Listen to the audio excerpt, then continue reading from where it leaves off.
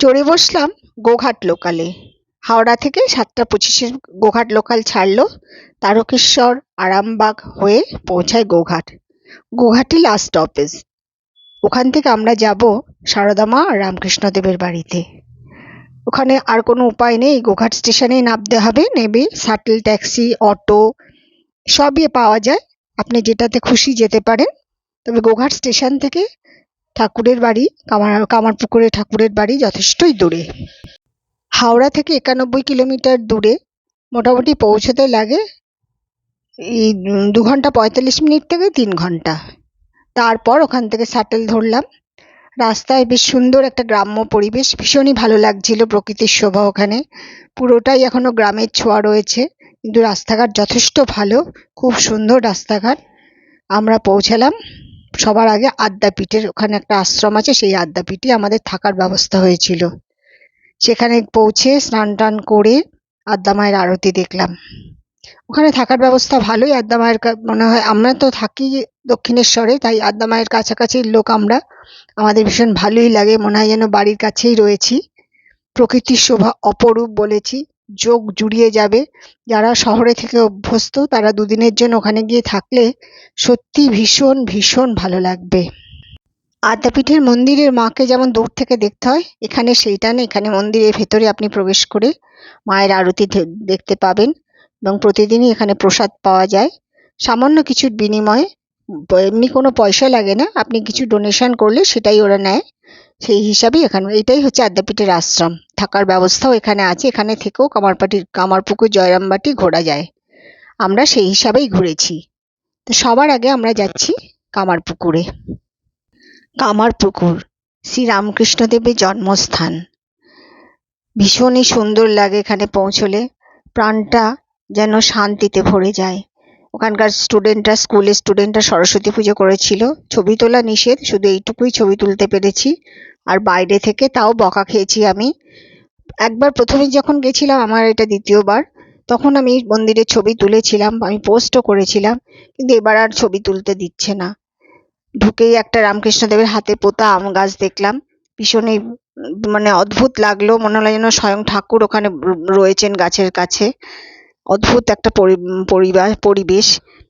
তারপরে ঠাকুরের আরতি দেখলাম, প্রেয়ার শুনলাম, মন ভরে গেল। আমি নিজে বেলুড় মঠের শিষ্যা, গহনানন্দজি মহারাজ আমার গুরুদেব। আমার ওখানে যেতে সত্যিই খুব ভালো লাগে। প্রথম দিনই সন্ধেবেলা সন্ধ্যা আরতি দেখেছি। পরের দিনকে আমরা গেছিলাম মায়ের বাড়িতে, জয়রামবাটি। কামারপুকুর থেকে মাত্র 5 কিলোমিটার দূরে হচ্ছে জয়রামবাটি মায়ের বাড়ি। আদ্যাপীঠ মন্দির থেকে তো আরোই কাছে, আরো 1 কিলোমিটার, ওখান থেকে 1.5 কিলোমিটার মতন কম।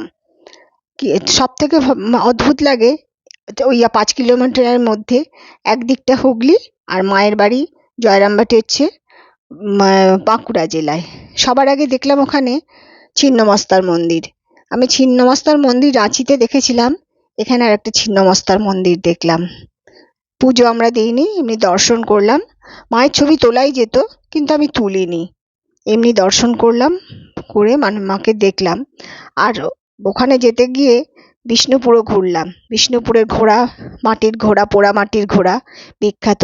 সব দোকানেই দেখলাম, যেখানে মাটির জিনিস আছে সব দোকানে ওই ঘোড়া রাখা আছে। ছবি তুললাম, ভালোই লাগছিল, ভীষণ সুন্দর মা। আর সত্যি বলতে আমাদের পশ্চিমবঙ্গের যে কত রকমের কালচার আছে, সেটা যত জানছি তত মুগ্ধ হচ্ছি। আর নিজেকে খুব গর্বিত মনে হয় যে আমি পশ্চিমবঙ্গে জন্মেছি। জয়রামবাটিতেও একই ব্যাপার, ভেতরের ছবি তুলতে দেয় না। ওর এই একটা হচ্ছে ওখানে দলমার কামান, বাঁকুড়ায় এটা একটা বিখ্যাত। এটা নাকি একবার স্বয়ং ভগবান শ্রীকৃষ্ণ চালিয়েছিল, ওখানকার লোকের এটা বক্তব্য। মায়ের বাড়িতেও একই ব্যাপার, ছবি তুলতে দেয় না, সেই দূর থেকে দর্শন করে আর গেলাম আমরা বিষ্ণুপুর ঘুরতে। পোড়ামাটির কত মন্দির, পোড়ামাটির কত ইতিহাস বিষ্ণুপুরের। ভীষণ ভীষণ ভালো লাগলো, সারাদিন ঘুরে ঘুরে ইতিহাসের পায়ে পায়ে আমরা চললাম। জয়রামবাটি থেকে মাত্র 43 কিলোমিটার দূরে বিষ্ণুপুর, তাই জন্য এক যাত্রায় এটাও ছাড়তে পারলাম না, বিষ্ণুপুরও ঘুরে নিলাম। বিষ্ণুপুর হচ্ছে পশ্চিমবঙ্গের বাঁকুড়া জেলাতেই।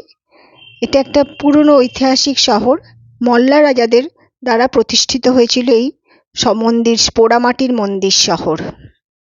মল্লা রাজাদের দ্বারা নির্মিত এই পোড়ামাটি বা টেরাকোটার মন্দির আর এখানকার বালুচরী শাড়ি এখানকার জন্য হচ্ছে বিখ্যাত। অবশ্যই এখানে গেলে বালুচরী সংগ্রহ করবেন। এখানকার লোকাল তাঁতে তৈরি, বেশিরভাগটাই হাতে তৈরি লোকাল বালুচরী শাড়ি।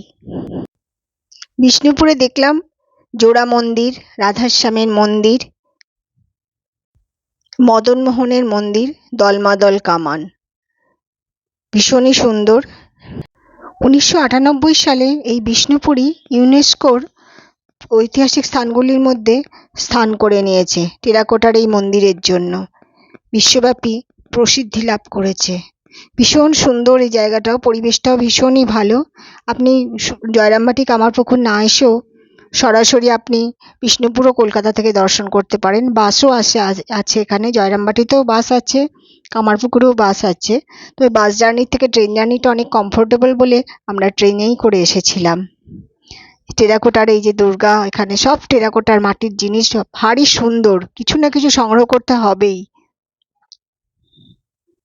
প্রতিটা মন্দিরের কাছেই এরকম সমস্ত স্টল, সমস্ত শিল্পীরা নিজের হাতের তৈরি পোড়ামাটির জিনিস, বিভিন্ন রকম তাঁত বস্ত্র সব বিক্রি করছে। আমরাও সবাই টুকটাক সংগ্রহ করলাম। 2টো দিন আমাদের ওখানে ভীষণই সুন্দর কেটে গেল। একদিন জয়রামবাটির আরতি, একদিন কামারপুকুরের আরতি দেখলাম। তারপর এইসব পোড়া মন্দির, ঐতিহাসিক জায়গা, ভীষণ ভীষণ ভীষণ ভালো লাগলো। মন্দিরের যে কি নিখুঁত কাজ, সামনে থেকে না দেখলে এগুলো ঠিক বলে বোঝানো যায় না। অদ্ভুত সুন্দর একটা 2টো দিন আমাদের কেটে গেল।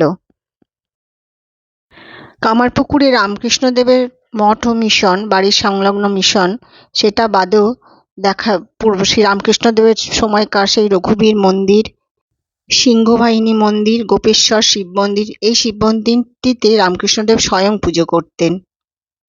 আর আছে রামকৃষ্ণদেব যেখানে স্নান করতেন, হালদার পুকুর, তাল পুকুর, আর মানিক রাজার প্রায় ভগ্নপ্রায় প্রাসাদ। ওটা একটা ভগ্নপ্রায় কঙ্কালসার পুরনো একটা বাড়ি এই পর্যন্ত।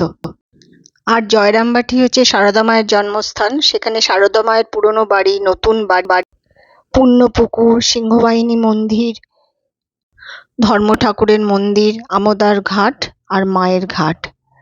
প্রতিটা কণায় কণায় সারদা মা আর রামকৃষ্ণদেবের স্মৃতি বিজড়িত সমস্ত কিছু দর্শনীয় স্থান। ভীষণ ভীষণ পবিত্রতায় ভরা একটা পুণ্যভূমি জয়রামবাটি আর কামারপুকুর। আর কামারপুকুর থেকে সংগ্রহ করতে পারেন সাদা বোঁদে, যেটা শ্রীরামকৃষ্ণদেবের সবথেকে প্রিয় খাবার ছিল। আর জয়রামবাটিতে হিংচে শাকের বড়া, যেটা মা সারদার প্রিয় খাবার ছিল। এই যে জমিদার বাড়ি রাধা গোবিন্দ মন্দির। 2 দিনের ঘোরা শেষ, এবার ফেরার পালা। আপনারা সবাই সুস্থ থাকুন, ভালো থাকুন, এটাই কামনা করি। নমস্কার। পাবিনে এমন দয়াল ঠাকুর আর পাবিনে। জয় জয় রামকৃষ্ণ বলো বদনে। এমন মধু এমন ঠাকুর আর পাবিনে। এমন দয়াল ঠাকুর আর পাবিনে। জয় জয় রামকৃষ্ণ বলো বদনে। জয় রামকৃষ্ণ বলো।